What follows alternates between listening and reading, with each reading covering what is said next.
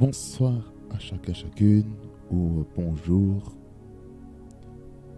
peu importe le moment où vous regardez cette vidéo. Soyez les bienvenus dans la fréquence de la parole. En ce moment-ci, j'aimerais vous parler d'une thématique très importante. Un thème très important pour un enfant de Dieu. Et j'aimerais parler ici de la consécration. La consécration. La consécration. La consécration. Je vais vous parler de la consécration. Parce que la consécration est quelque chose de très important pour un enfant de Dieu. Pour ce faire, je vais vous parler sur base de Romains chapitre 12, les 2 premiers versets, tout simplement. Parce que j'ai essayé de vous dire dans quel domaine nous devons nous consacrer. Parce que cela est très très important, bien évidemment, dans le Seigneur. Est très très très important. Romains 12, versets 1er et 2. Voici ce qu'il dit. Il dit, je vous exhorte donc, frères, par les compassions de Dieu, à offrir vos corps comme un sacrifice vivant, saint, agréable à Dieu, ce qui sera de votre part un culte raisonnable. Ne vous conformez pas au siècle présent, mais soyez transformés par le renouvellement de l'intelligence, afin que vous discerniez quelle est la volonté de Dieu, ce qui est bon, agréable et parfait. Ici, on voit que le fait d'offrir son corps comme un sacrifice vivant est une offrande que Dieu demande. Dieu demande une offrande de notre corps. Ce n'est pas pour rien que dans la Bible, on dit que ne savez-vous pas que votre corps est le temple du Saint-Esprit. Cela nous fait comprendre que le corps que nous avons ne nous appartient pas. Que notre corps est quelque chose qui doit servir pour le Seigneur, pour son avancement. Nous devons être des enfants de Dieu qui se consacreront dans toute la vérité et l'authenticité. Je vous exhorte donc, frères, par les compassions de Dieu. Déjà, ici, on annonce doucement, pas à pas. Ici, la fréquence de la parole. Ici, ce n'est pas la fréquence prophétique. Parce que la fréquence prophétique, je suis dans un autre revêtement, dans un autre canevas. Ici, on nous dit, je vous exhorte donc, frères, par les compassions de Dieu. Arrêtons là, ici. Ça veut dire que Dieu nous encourage. Dieu nous encourage à marcher dans la sanctification. Voyez ce qui est écrit ici. Voyez ce qui est écrit. Je vous exhorte donc, frères, par les compassions de Dieu. Une exhortation, c'est quoi? C'est l'encouragement. On est là pour encourager à faire quelque chose de bien pour le Seigneur. Je vous exhorte donc, frères, par les compassions de Dieu, à offrir vos corps. Voyez, offrir, c'est une offrande. C'est-à-dire que notre corps est une offrande. Notre corps est une offrande qui a pour but de plaire à Dieu. Et si nous ne sacrifions pas, nous n'offrons pas notre corps comme un sacrifice vivant, là il y a un problème. Il faut qu'on se donne totalement. faut qu'on se donne totalement à offrir vos corps comme un sacrifice vivant. Parce que nous sommes un sacrifice. Nous sommes un sacrifice. Écoutez, lorsque nous sommes un sacrifice vivant, vous savez quoi? Lorsque nous sommes un sacrifice vivant, ça veut dire que nous sommes comme l'Holocauste. Nous sommes comme l'Holocauste. Nous sommes comme l'Holocauste, lequel Dieu nous envoie à la boucherie. Nous sommes l'Holocauste. Nous sommes là pour faire sa volonté. Nous sommes l'Holocauste qui sommes là pour dire, Père, je vais faire ta volonté et non ma volonté. Nous voulons faire la volonté de Dieu. La volonté de Dieu. Cette volonté parfaite. Et ici on nous dit, je vous exhorte donc, frères, par les compassions de Dieu, à offrir vos corps comme un sacrifice vivant. Jésus-Christ,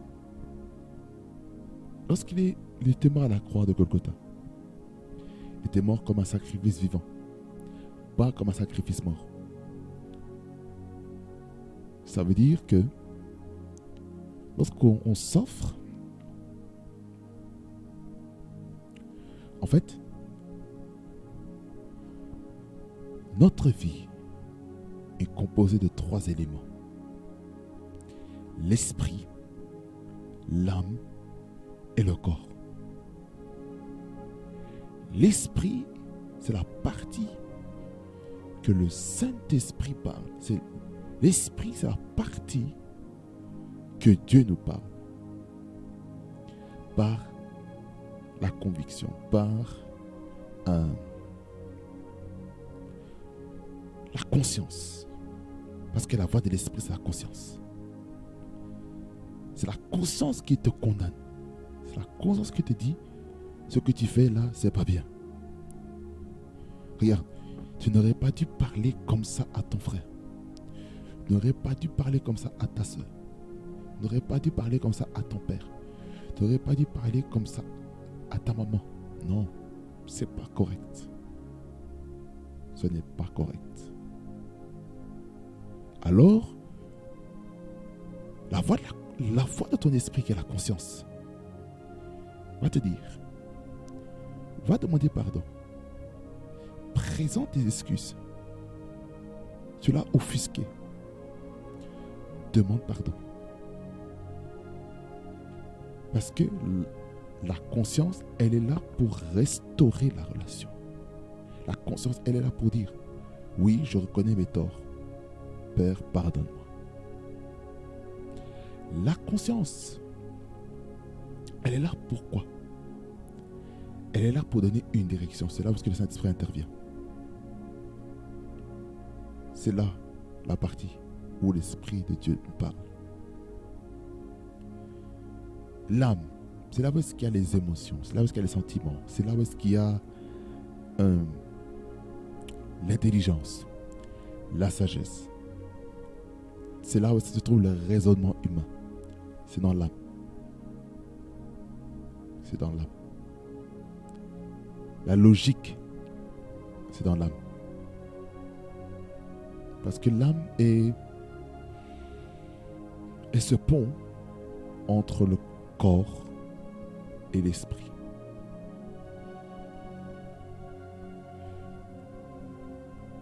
J'ai déjà parlé de la voix de l'âme, qui est le raisonnement, ce qui est la logique, toutes ces choses. C'est plus au niveau du raisonnement. Le corps, c'est là où il y a des sensations. Oh, j'ai faim, j'ai soif, j'ai chaud, J'ai froid. Je ne me sens pas bien. Oh, je ne veux pas manger. Je suis fatigué. Je suis en forme. Le corps. Le corps, la voix du corps, c'est les sensations. Feelings. Ah oui, nous ne sommes pas sur l'Afrique, nous ne sommes pas sur la version anglophone. Les sentiments. C'est ça, la voix du corps. Où se trouve la vie? La vie se trouve dans le sang. Et c'est dans le sang où se trouve l'âme. Ça, lorsque quelqu'un meurt, son âme quitte le corps et va soit au paradis ou soit en enfer. Ça, nous devons faire très attention avec la qualité de notre vie sur la terre. Il est très important. Il est très important de vivre une vie qui est agréable à Dieu. Il est très important. Il est très important de souffrir totalement. Offre-nous totalement un sacrifice vivant. Nous devons être vivants. On ne doit jamais un sacrifice qui est mort. Quel type de sacrifice que Dieu demande à nous, chers enfants de Dieu? Le sacrifice que Dieu demande. Il faut que ce soit un sacrifice vivant. C'est-à-dire que nous devons être en vie. Parce que ce ne sont pas les morts qui doivent un sacrifice, ce sont les vivants qui donnent un sacrifice. Deuxièmement, saint, la sainteté. C'est-à-dire que la sanctification, la sainteté, la purification, la pureté n'est pas une option. Nous devons vivre la sainteté, la sanctification. Comme je disais sur TikTok, une de mes vidéos sur TikTok, je disais que la sanctification n'est pas une option, mais elle est une obligation.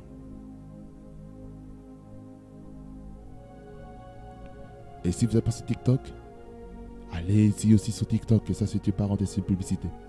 Allez sur TikTok, parce qu'il y a des choses merveilleuses qui se passent. Là c'est plus en français qu'en anglais. Je vous assure. Allez-y là-bas. Ça va vous faire beaucoup de bien. Ça, je vous garantis. Vous avez une promesse que Prophetic Circle Frequency sur TikTok, c'est la version la plus condensée, la plus light, un peu plus relax que maintenant ici. Ici, je peux dispenser la chose.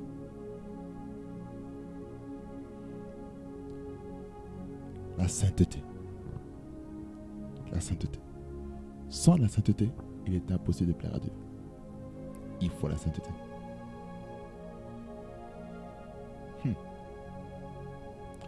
Agréable à Dieu. Agréable. Ah. Ça veut dire que nous devons sentir bon devant Dieu. C'est-à-dire que ce qu'il y a à l'intérieur de nous doit sentir bon. Il ne faut pas que nos cœurs sentent la pourriture. Il faut que nos cœurs sentent bon devant Dieu. Très important. Très important.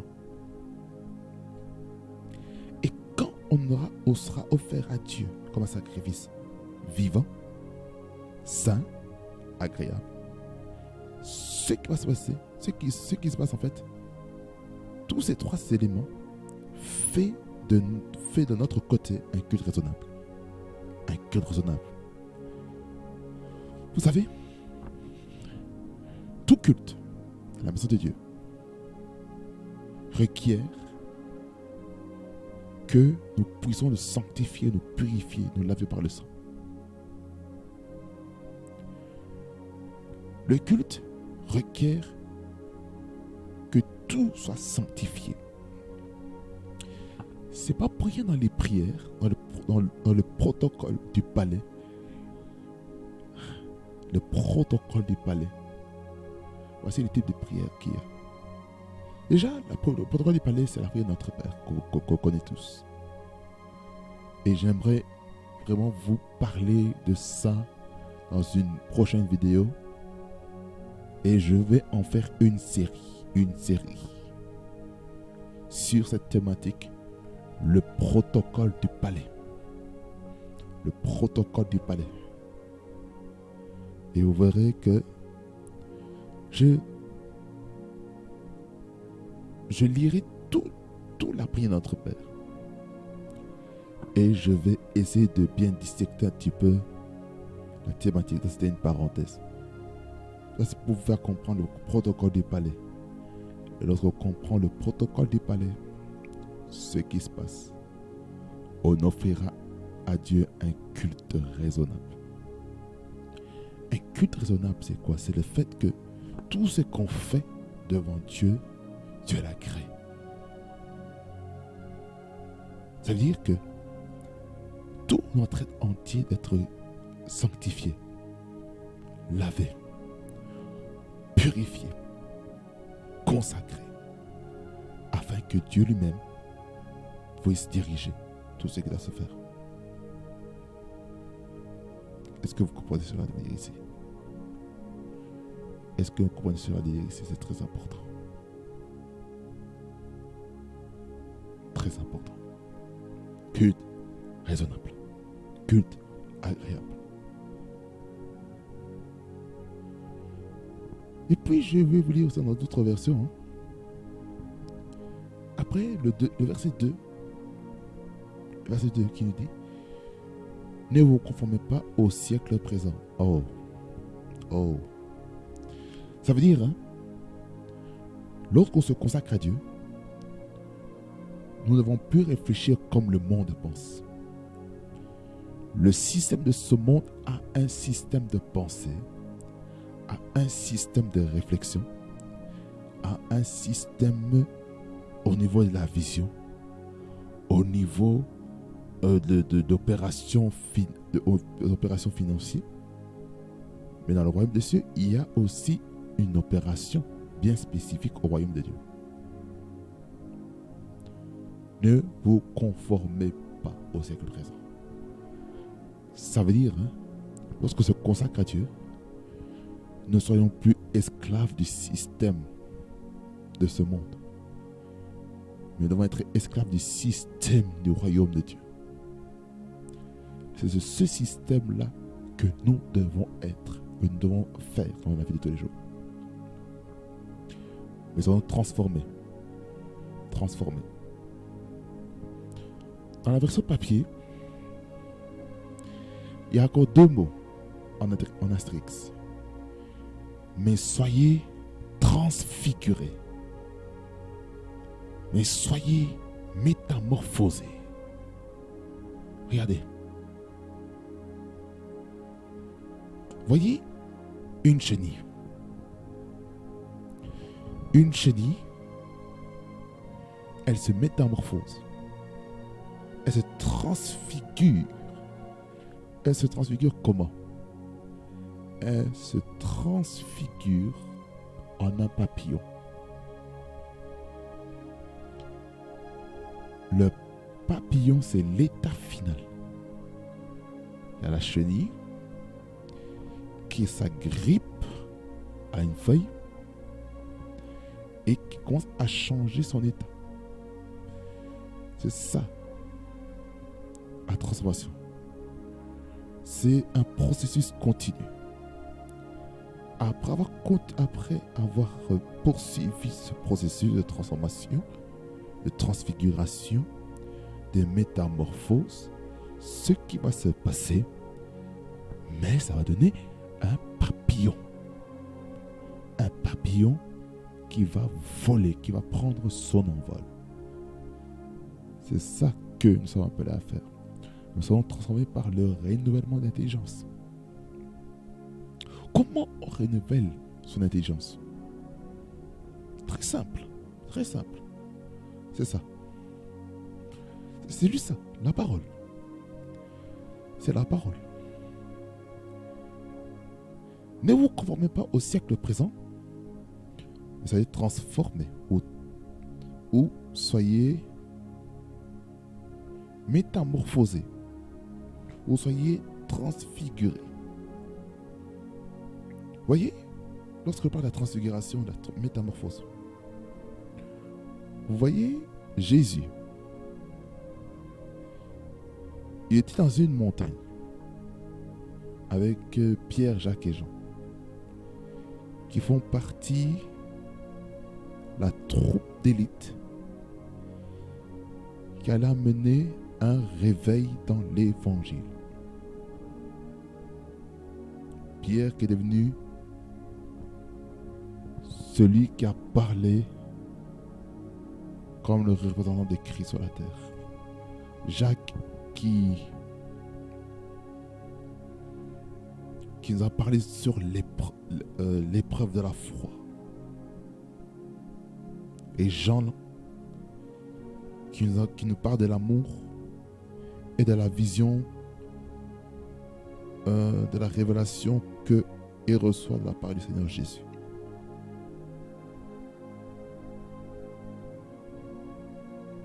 Il a vu tout ça.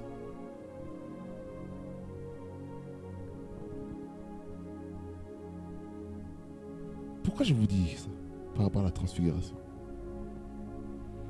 Parce que Jésus-Christ a été transfiguré devant Pierre, Jacques et Jean.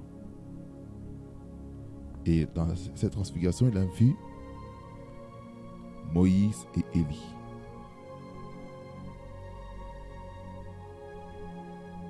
Et lorsqu'il a vu Moïse et Élie, l'apôtre Pierre, mais à l'époque, il s'appelait Simon. Il dit, voilà, on va bâtir 3 tentes.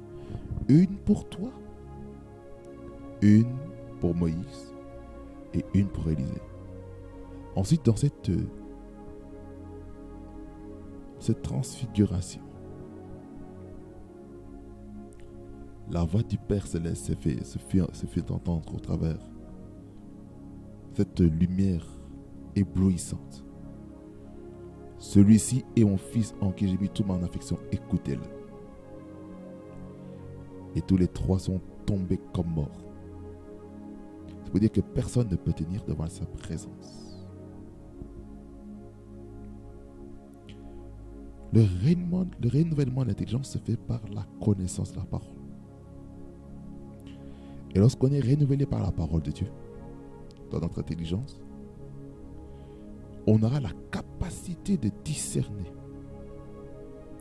quelle est la volonté de Dieu, ce qui est bon, agréable et parfait. Donc la parole de Dieu, elle a un but. Elle a un but que nous puissions bien discerner les choses. Cela est très important. Très important.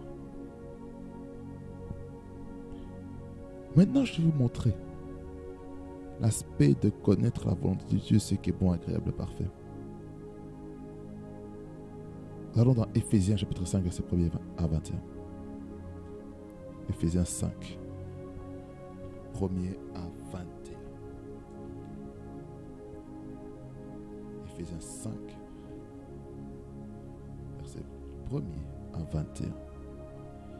Avant que j'aille là-dedans, j'aimerais vous lire dans une autre version, la version Bible Summer, verset 1er jusqu'au verset 2. Il dit, je vous recommande donc, frères et sœurs, à cause de cette immense bonté de Dieu, à lui offrir votre corps comme un sacrifice vivant, saint et qui plaise à Dieu, ce qui sera de votre part un culte raisonnable. Ne prenez pas comme modèle le monde actuel. Vous voyez les termes. Mais soyez transformés par les rayonnements de votre intelligence pour pouvoir discerner la volonté de Dieu, ce qui est bon, ce qui lui plaît, ce qui est parfait.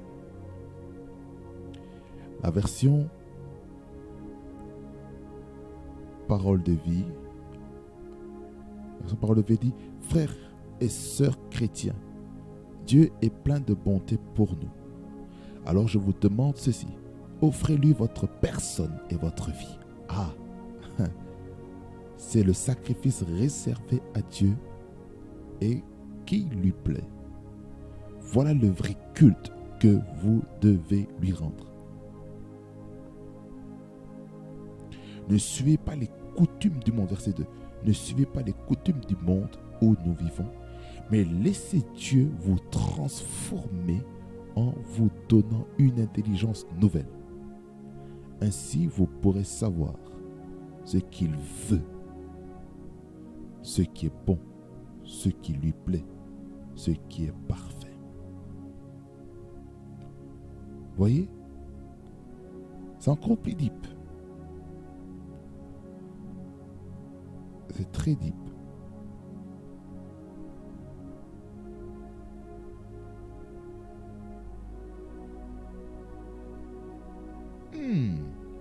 La version française d'Arby.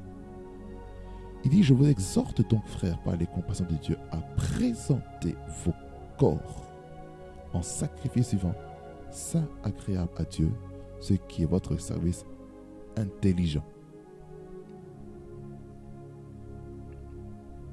Et ne vous conformez pas à ce siècle, mais soyez transformés par les renouvellement de votre entendement, pour que vous discerniez quelle est la volonté de Dieu bonne et agréable et parfaite. Je vais m'arrêter ici. Cette version. Voyez? Tout est question de renouveler la manière de comprendre les choses. C'est très important. C'est très important. Éphésiens 5, 1er à 21. Savoir ce qui est bon, agréable et parfait. De quoi on parle ici? Ça, c'est la manière qu'on marche, la manière qu'on se comporte dans la société. Il dit, devenez donc les imitateurs de Dieu comme des enfants bien-aimés. Et marchez dans l'amour, à l'exemple de Christ, qui nous a aimés et qui s'est livré lui-même à Dieu pour nous comme une offrande et un sacrifice de bonne odeur. Voyez, là on parle maintenant de la consécration. La consécration. Voyez, on continue, verset 3. Que la débauche, ni aucune impureté, ni la cupidité ne soit pas même nommé parmi vous, ainsi qu'il convient à des saints. Ah, ça veut dire, lorsqu'on offre sa vie comme un sacrifice vivant, il y a des choses qu'il faut abandonner. Il y a des choses qu'il faut abandonner. Qu'est-ce qu'il faut abandonner? Déjà, verset 3, la débauche. Il faut abandonner la débauche. Il faut abandonner l'impureté. Il faut abandonner l'impureté. Ça doit disparaître. Verset 4, on continue. Qu'on n'entende ni parole grossière. C'est-à-dire que la grossièreté ne doit pas faire partie de notre vie, notre caractère, notre comportement en tant qu'enfant de Dieu.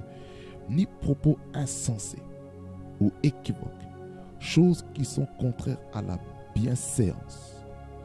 Qu'on entend plutôt des actions de grâce. C'est-à-dire que lorsqu'on se consacre à Dieu, il faut rendre grâce à Dieu continuellement pour tout ce qu'il fait. Car sachez-le bien, aucun débauché ou impur ou cupide. Cupide, c'est quoi? Ce sont les personnes qui sont avares de l'argent, qui veulent obtenir l'argent à tout prix. C'est-à-dire idolâtre. Aïe! L'idolâtrie. C'est pas seulement par les images. En fait, c'est toutes ces choses qui remplacent la place de Dieu. Quel est ton idole? Identifie. C'est ça qu'il faut crucifier. Je continue. Il dit, je relis le verset 5. Car sachez-le bien, aucun débauché ou impur ou cupide, c'est-à-dire idolâtre, n'a d'héritage dans le royaume de Christ et de Dieu. Que personne ne vous séduise par des vaines paroles. Voyez, lorsqu'on se consacre à Dieu, nous devons faire attention à la séduction. car c'est à cause de ces choses que la colère de Dieu vient sur les fils de la rébellion. Amadjeke. Vous voyez, c'est fort. Ça doit faire attention aux personnes qui veulent vous dérouter, vous amener dans un chemin autre. N'ayez donc aucune part avec eux. Vous voyez? Aucune part avec les personnes qui séduisent. Faisons attention. Autrefois, vous étiez ténèbres et maintenant vous êtes lumière dans le Seigneur. Marchez comme des enfants de lumière. Ça veut dire que nous devons demeurer dans la lumière. La lumière, dans la lumière, il y a quoi? Il y a la vérité. Il y a la sincérité, il y a l'honnêteté, il y a l'intégrité, il y a toutes ces choses-là que nous devons avoir dans notre vie. Alors, il faut faire attention par rapport à notre vie. Car le fruit de la lumière consiste en toutes sortes de bonté. Vous voyez ce qu'il faut faire lorsqu'on se consacre à Dieu. Nous devons manifester la bonté, de justice et de vérité. La justice, ça veut dire c'est rendre les choses justes. C'est-à-dire lorsqu'il y a de l'injustice, il faut dire non, ça c'est pas juste. Défendre la justice et condamner l'injustice, mais avec respect. Attention, je m'ai dit, il faut condamner avec impolitesse, parce qu'aujourd'hui il y a beaucoup d'impolis qui aiment condamner, juger les gens comme ça. Il faut se tenir pour la justice et de vérité, la vérité. C'est-à-dire que la vérité doit faire partie de notre caractère, notre comportement. Verset 10. Examinez ce qui est agréable au Seigneur.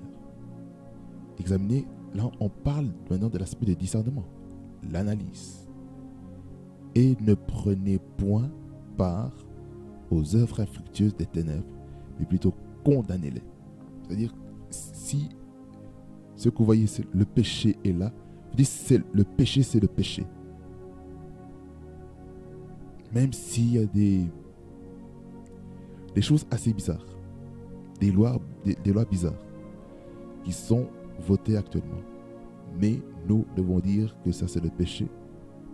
Mais on ne manque pas de respect aux autres. Disons la vérité, mais on ne manque pas de respect aux autres. Disons la vérité avec beaucoup de tact. Ou sinon, on risque de se prendre des balles. De prendre des balles comme ça sans le vouloir. Car il est honteux de dire, verset 12, ce qu'ils font en secret. Ah, ça veut dire que notre vie dans le secret est vue à la caméra du ciel.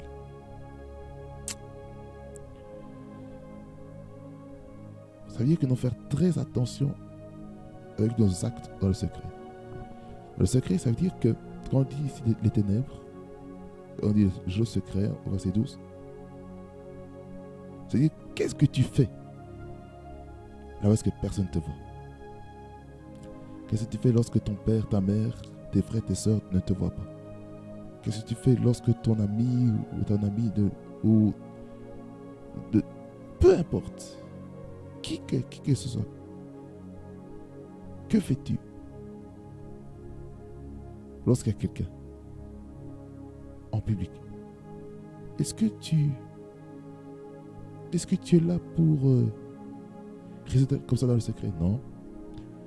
Il y a des choses dans le secret que Dieu voit et il enregistre. Mais toi, tu es conscient. Ça va faire très attention.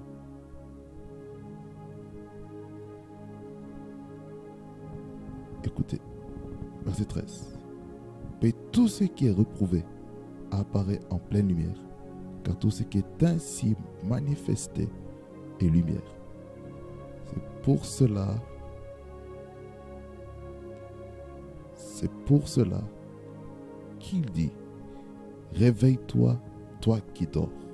relève-toi d'entre les morts et Christ t'aidera. Ça veut dire que nous devons quitter le sommeil spirituel et nous devons nous réveiller. Réveillons-nous du sommeil parce que le Seigneur veut faire quelque chose de bon. Chica passe. Il faut se réveiller du sommeil.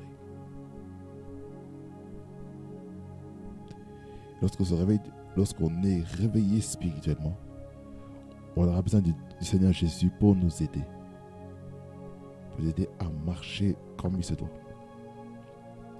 Verset 15 dit, prenez donc garde afin de vous conduire avec circonspection, non comme des insensés, mais comme des sages. Ça veut dire que nous devons avoir un comportement respectueux. Sage, ça veut dire éviter les problèmes autour de ça. Il y a des gens qui veulent vous provoquer. Mais soyez sages. Ayez les mots qu'il faut pour ne pas blesser qui que ce soit.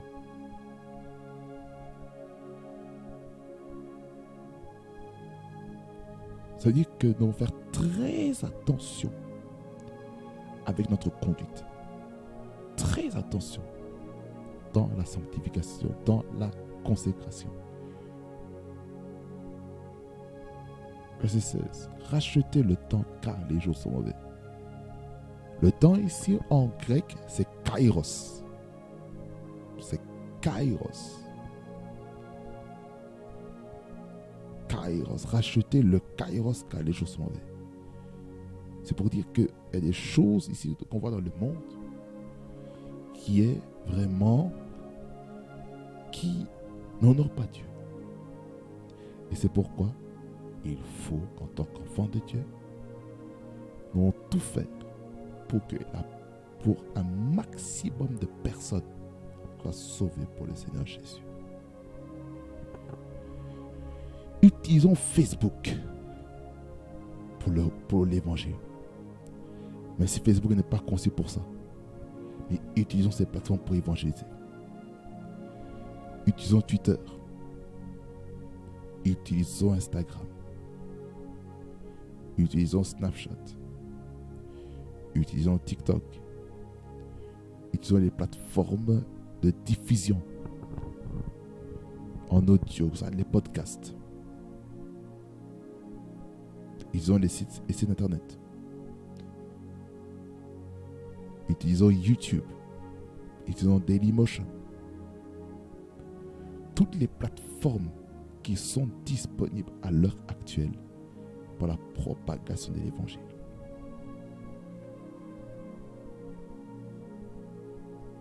C'est pourquoi ne soyez pas inconsidérés, mais comprenez quelle est la volonté du Seigneur.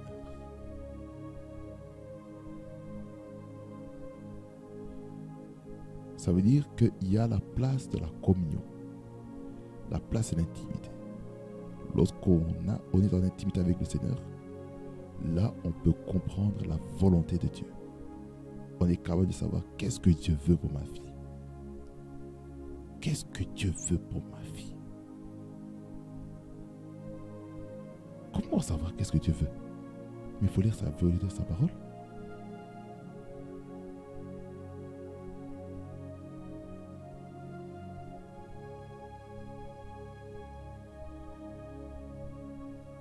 Verset 18. Ne vous enivrez pas de vin. C'est de la débauche. Soyez au contraire remplis de l'esprit. Ici, on parle du vin alcoolisé. Du vin alcoolisé lorsqu'on boit beaucoup. On n'a pas dit que... La Bible ici ne dit pas qu'il ne faut pas boire du vin. Vous pouvez boire du vin, mais il ne faut pas le prendre jusqu'au point d'être ivre et de dire n'importe quoi avec la bouche. Il faut,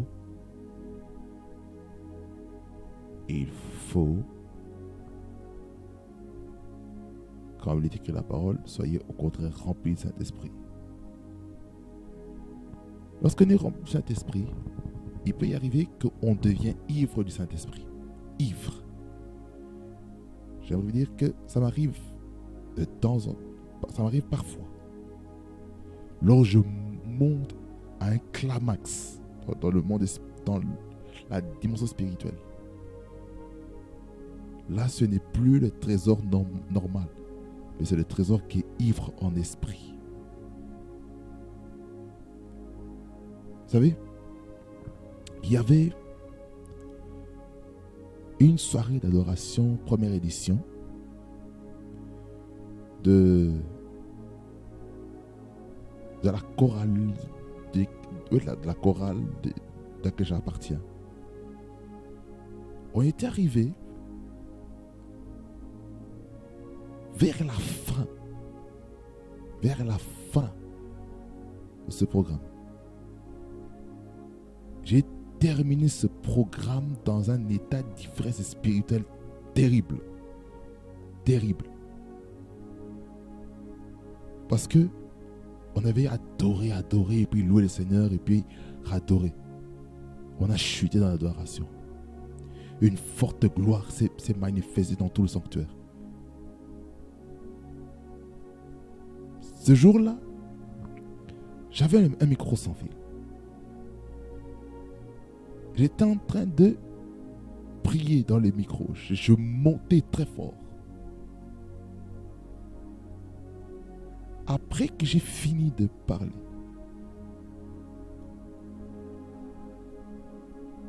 la gloire de Dieu est descendue. Au point où je n'arrivais plus à marcher normalement. J'ai senti comme une force qui sortait de moi.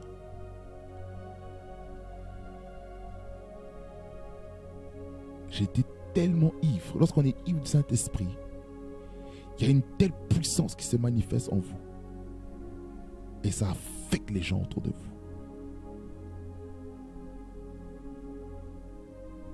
C'est pour ça qu'il est important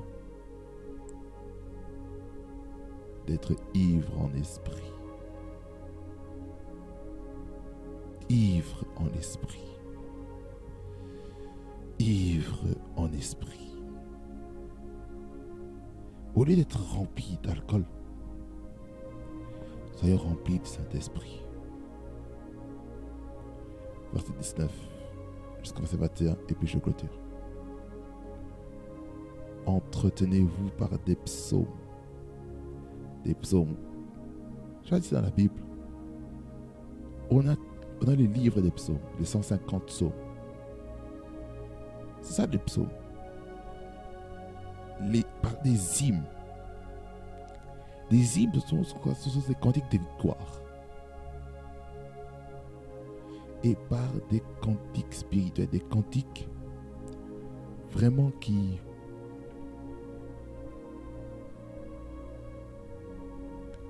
élèvent Dieu. Chantant et célébrant de tout votre cœur les louanges du Seigneur. Ça veut dire que lorsqu'on est consacré au Seigneur, nous devons faire de la louange, l'adoration, notre offrande pour le Seigneur. La prière en fait partie. L'action de grâce en fait partie. Verset 20. Rendez continuellement grâce, l'action de grâce, à Dieu, Père de toutes choses, au nom de notre Seigneur Jésus-Christ, vous soumettant les uns aux autres dans la crainte de Dieu. Pour vivre dans la consécration, il est important d'avoir la communion en commun. On ne peut pas dire qu'on est enfant de Dieu si on n'a pas de communion avec nos frères et sœurs en Christ. Surtout de l'assemblée locale. Nous devons avoir une communion. Sans communion, c'est problématique. Alors aujourd'hui, décidons d'être en communion les uns avec les autres afin d'être une personne qui va impacter sa génération, Que le Seigneur vous bénisse et qu'il fasse beaucoup de bien. Parce que nous sommes arrivés au terme de la fréquence de la parole. Ma prière ce soir, ou ce matin, ou cet après-midi, peu importe le fuseau horaire dans lequel vous nous suivez, ma prière est que vous puissiez vous consacrer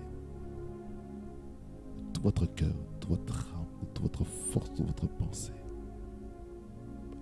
Ma prière est que le Seigneur vous amène loin. Ma prière est que votre consécration vous amène à la sainteté, dans la pureté, dans la sanctification. Ma prière est que vous puissiez avoir un caractère, un comportement digne d'un enfant de Dieu. Ça fait partie de votre consécration. C'est vivre une vie selon les standards de ces saintes écritures. Que le Seigneur vous bénisse abondamment et qu'il fasse beaucoup de bien. Nous arrivons au terme de notre programme de la fréquence de la parole. En tout cas, c'est vivement un plaisir de vous avoir dans ce programme parce que le Seigneur nous fait beaucoup de bien. Vous savez, il nous fait tellement du bien que maintenant on peut dire que sa grâce nous aide à vivre une vie de sainteté et de sanctification. Nous sommes vraiment au terme de ce programme de la fréquence de la parole. Si vous prenez abonnement, n'oubliez pas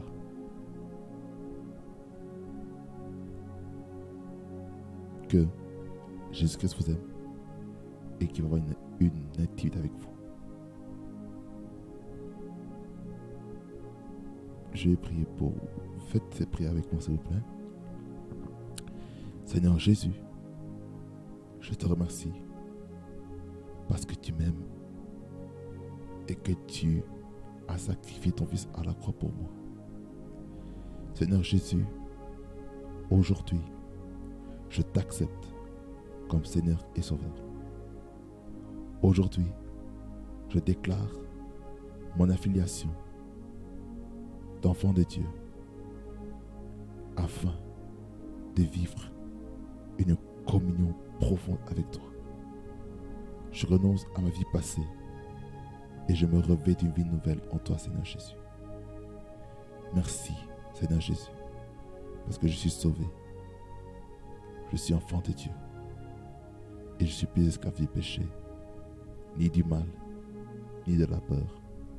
Au nom de Jésus, que j'ai ainsi prié. Amen. Amen, amen, amen. Maintenant, vous êtes enfant de Dieu. En dessous de cette vidéo, vous verrez un lien de Google Forms afin que vous puissiez compléter. Comme ça, on vous contactera. Je vous contacterai et je vais voir comment vous introduire dans une église locale afin d'être nourri, afin d'être affermi dans la foi. Parce que le Seigneur vous aime et il a fait quelque chose de beau pour vous. Bienvenue dans la famille de Christ, vous qui venez nous rejoindre. Bienvenue. Vraiment, c'est un plaisir de vous accueillir dans notre famille. Parce que Dieu vous aime. Restez branchés sur le prophète et ce qui fait Quincy. Vous serez bénis. Parce qu'il y a quelque chose de fort qui se passe. Soyez bénis au nom de Jésus-Christ. Au nom de Jésus. Que la grâce du Seigneur, la grâce de notre Seigneur Jésus-Christ, l'amour de Dieu le Père et la communion du Saint-Esprit vous accompagnent. Soyez bénis dans tout ce que vous allez faire, dans votre départ, votre arrivée, que tout ce que vous entreprenez prospère au nom de Jésus. Amen. Amen. Prophétie sur les fréquences, la fréquence est près du trône de Dieu. N'oubliez pas de vous abonner, d'activer votre cloche de notification, likez la vidéo, commentez, partagez autour de vous. Parce qu'il y a quelqu'un qui en aura besoin de cette vidéo. Soyez bénis. Au nom de Jésus. Parce que la prière, ça marche et l'onction agit. On est ensemble.